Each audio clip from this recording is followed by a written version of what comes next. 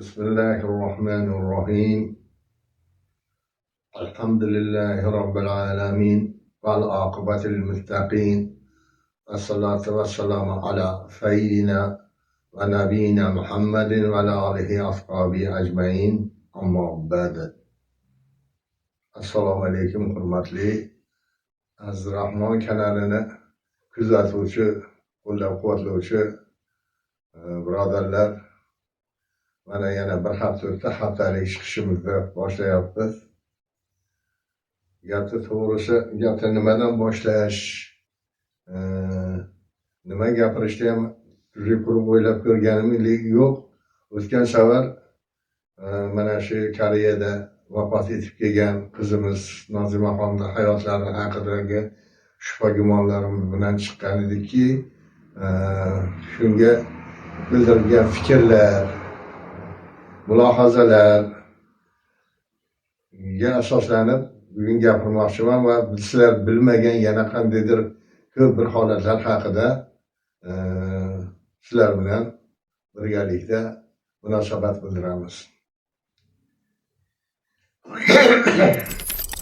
O'tgan safar men o'zim istamagan haqida bitta gap gapirib qo'ydimki,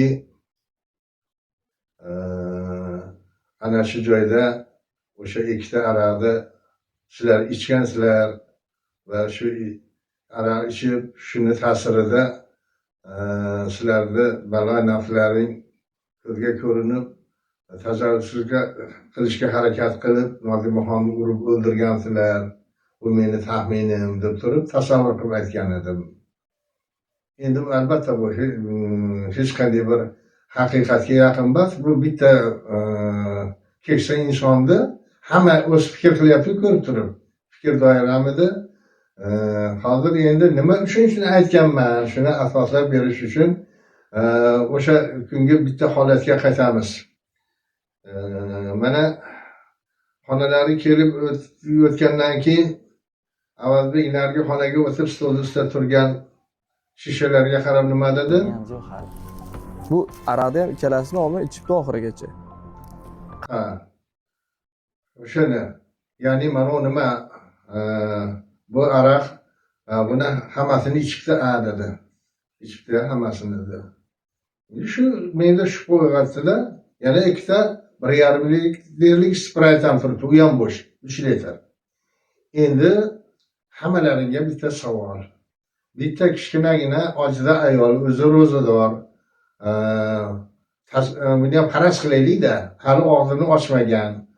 O'sha xonaga shu aroqni ko'tarib olib kelib, 1,5 litrlikdan 1 litr aroq, 3 litr Sprite'ni ichib, chekib o'tirish mumkinmi? Avvalbek shuni da'vo qilyapti. Shu gap to'g'rimi? Qandaqasiga? Butun ichib yurgan ayollarni hayotiga ham kirib ko'raylik, erkaklarni ham. Agar 1 litr aroqni och qoringa qandaydir bir o'sha ichimlik suv bilan ichib olib, sigaret chekib o'tirgan odam tasavvur qilib ko'raylik mumkinmi shunaqasi?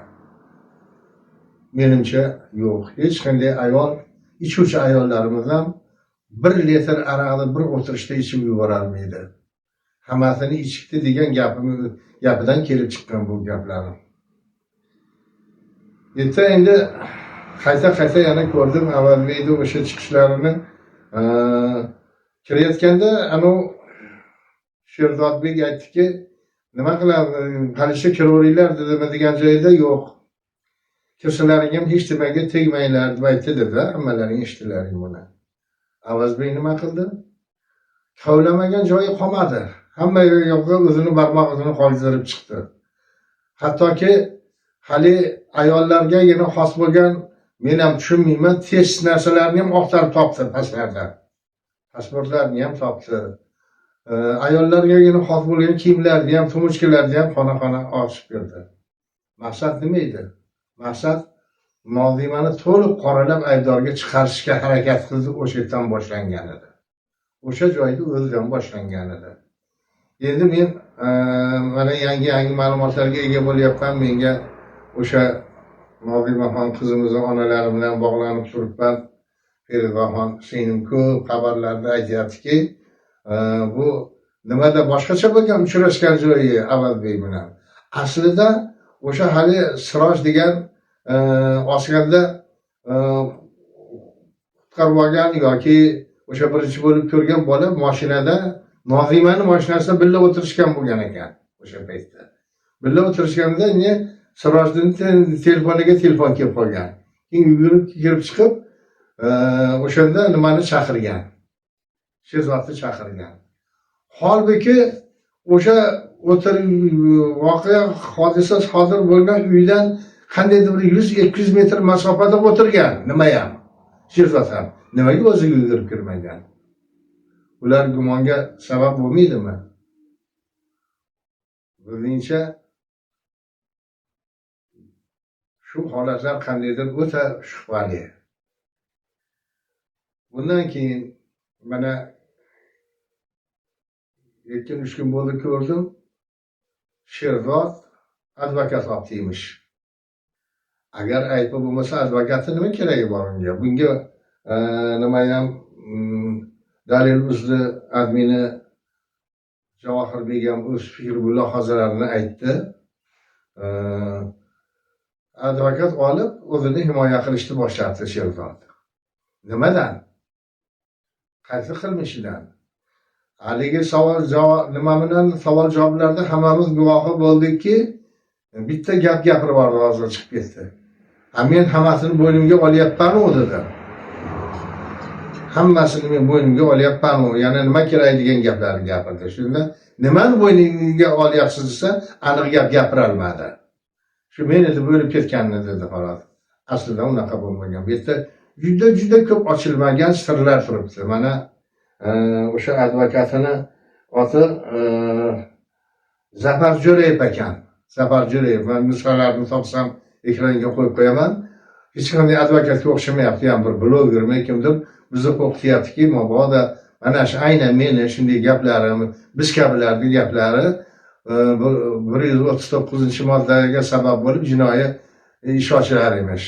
Marhamat. Biz o'zimizni himoya qilaolamiz, advokatsiz ham ochib ko'rsin. Avval o'zlaringni bir tozalab olinglar, hurmatli o'sha advokat. Qachondan advokatsiz litsenziyangizni ko'rsating, hammaga do'q qilyapsiz chiqib olib turib. Mayli, biz jim turishimiz ham mumkin. Endi hamma yoq hal bo'ladi. Qachon 10-mart kuni o'sha ekspertiza natijalari Koreyadan chiqadi. Hammasimizga ochiq ravshan bo'ladiki, qachon O'zbekiston Respublikasi Bosh prokuraturasi Izigumassaga ruxsat beradi. Qabrdan o'sha singlim kavlab olinib qayta ekspertiza qilinadi. Ulargacha to'g'ri, biz faqat shubha gumonlarimizni gapiramiz xolos. Boshqa gaplarni gapira olmaymiz. Shubhali holatlar juda ko'p bo'lyapti-da. Qayta sizlarning fikrlaringiz nima uchun o'ldirdi bir ojiz ayolni? O'ldirmasa ham bo'lardi degan fikrlar kelmayaptimi? Agar faraz qilaylik, o'ziga jonini qasd qildi shu ayolimiz Nozima. Joniga qasd qildi. Unga ana vannaxonaga kirib, burusakshalik nimaga osish nima keragi bor? Derazani ochib ko'rsatdi, 10-etajdan nimaga pastga tashlab qo'ya qolmadi? Osonroq tezroq o'lardi. Mana undaqa burni singan, ko'zini tay ko'kargan degan gaplar ham yo'q bo'lardi.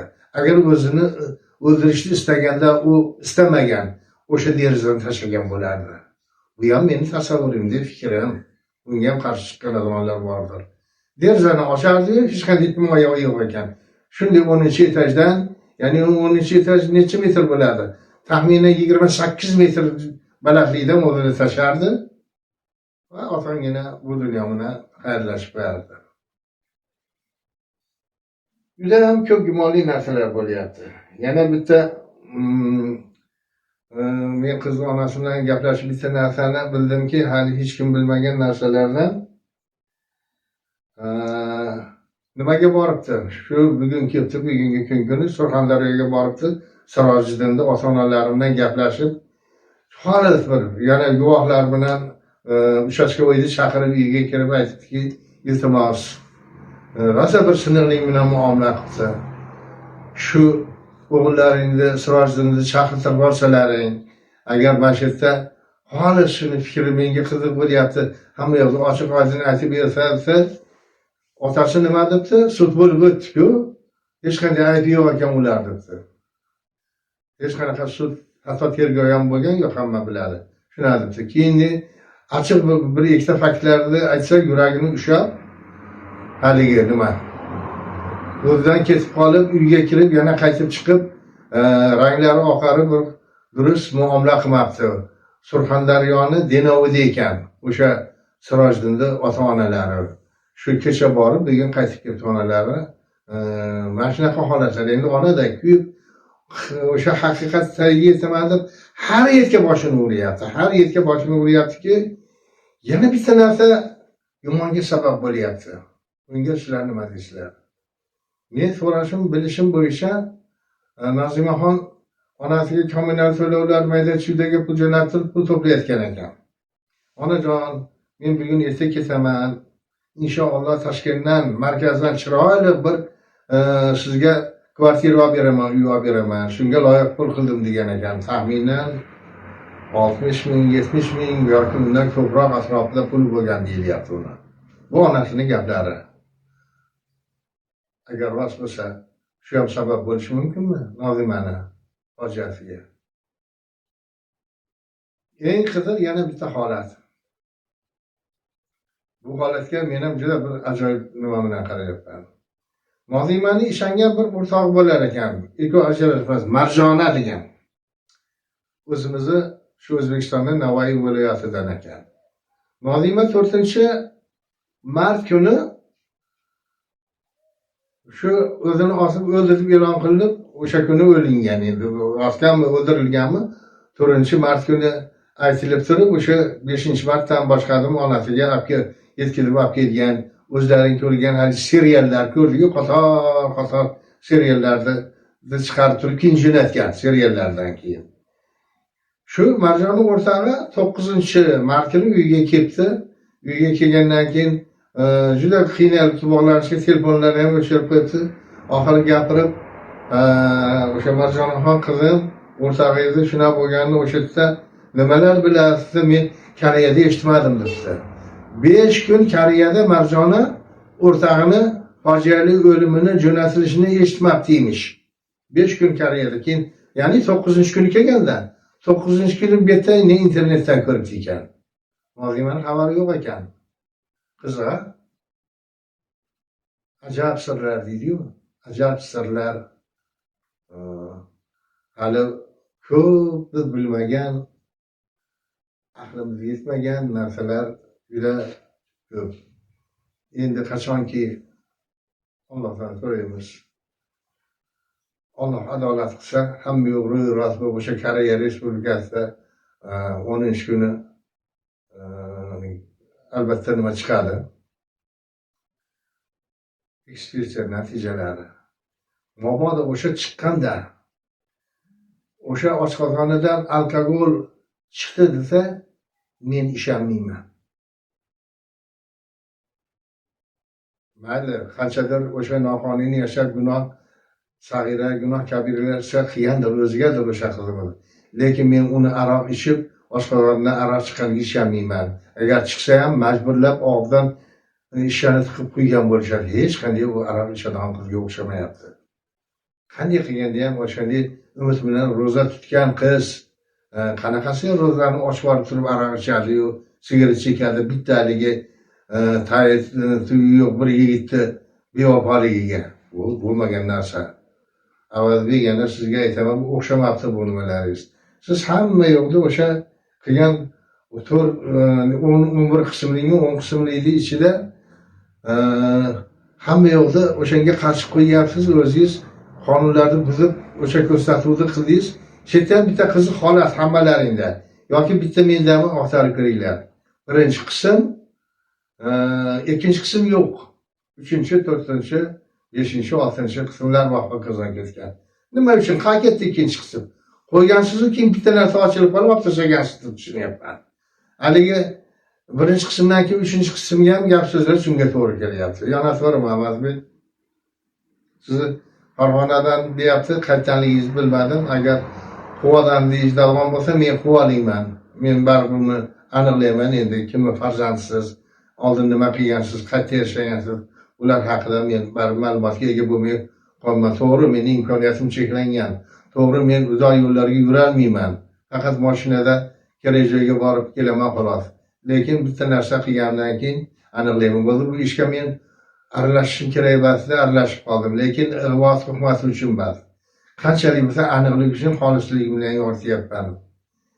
Inshaalloh buni tagiga chiqib, o'sha onani ko'yini ham tashkil topadi. Shu jinoyat qilganlar hozir o'zi jazoda yuribdi. Qanaqa jazo deysizlarmi? Halovatini yo'qotgan. Eng yomon jazo. Halovatini yo'qotgan odam yegan ichganini, nima yeganini, ichganini bilmaydi. O'sha bir mazani ham bilmaydi, oshqozoni to'ladi-yu, to'yganini bilmaydi. Uyqusida halovati bo'lmaydi. Yurgan turganida, gapida, so'zida, agar vijdoni bo'lsa, iymoni bo'lsa, agar ikkovidan mahrum bo'lgan bo'lsa, ularga baribir. Ularni dili qulflangan, hamma yo'q, bog'langan, ularga hech nima qilmay, ya'ni Allohim qanday qutulishni o'ylab yuraveradi. Endi gapirsam gaplar ko'p. Hozir mana shu chiqishimni yakunlab, yana yangi holatlar bo'lsa, sizlarga aytamiz. Menimcha hozir barcha aytadigan gaplar qisqacha aytib bo'ldim. Yana haftaga chiqamiz, endi yana haftada uchrashamiz. Odatdagidek bitta duo qilamiz. Endi ilohim Parvardigorim, avvalo mana shu holatlarni ham o'zing aniq bayon qilgin. Kim nima qilgan bo'lsa, qilmishiga yarasha Alloh o'z jazosini o'zing tomonidan kifoya qilgin. Dardmanlar dardiga shifoyi kamol ato etgin. Men doim musofirlarni tilga olamanki, musofirda yurgan birodarlar, sizlarni Alloh o'z panohida saqlasin. Doim Alloh yor bo'lsin, huzur jirodor bo'lsin, shayton yo'ldan aralashtirmasin. Qarzdorlar najot topsin, qamoqdagi birodarlarimiz iloho mahsuslikdan ozod bo'lib oilalariga qaytishlarini nasib aylasin. Allohumma taqabbal minna innaka antas samiul alim. Sallallohu ta'ala ala xayri xalqihi Muhammadin va ala alihi ashabi ajmain. Bi rahmatika arhamar rohim. Allohu akbar.